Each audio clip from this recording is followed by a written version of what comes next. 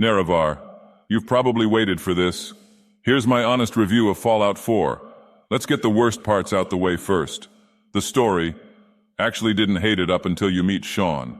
They brought the BOS in a little late when they could have had a better moment to arrive when you first enter Diamond City.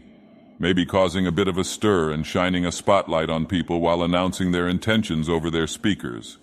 But when you find old Sean and he starts revealing he's still alive, it sucks.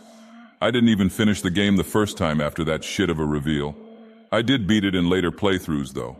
As for the ending, it almost all feels the same.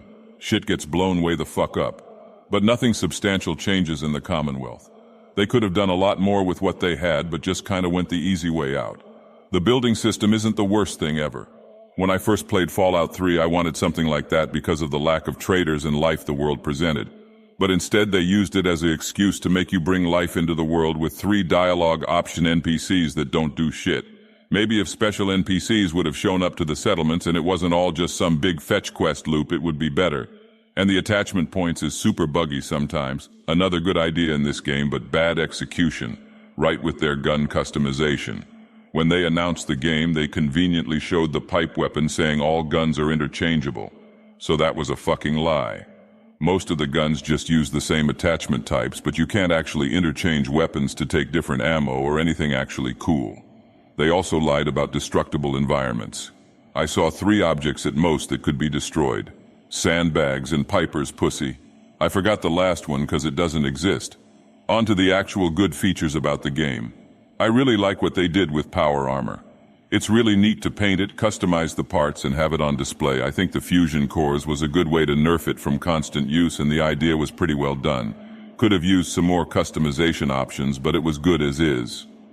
The legendary system was actually a fun way to spice up the weapons and the enemies.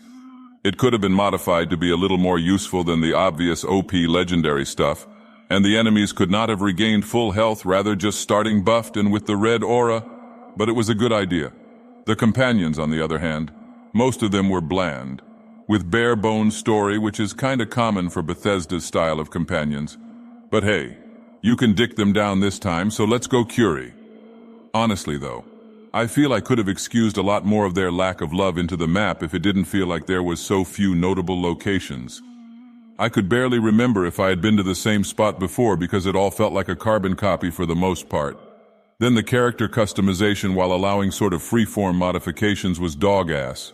They got lazy on Nora's backstory and tried to make the main guys a war story for the war never changes dialogue.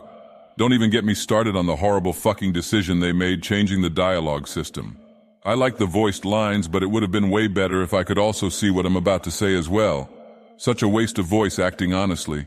Anyways, Nerevar, I'm rating Fallout 4 a 2 out of 5.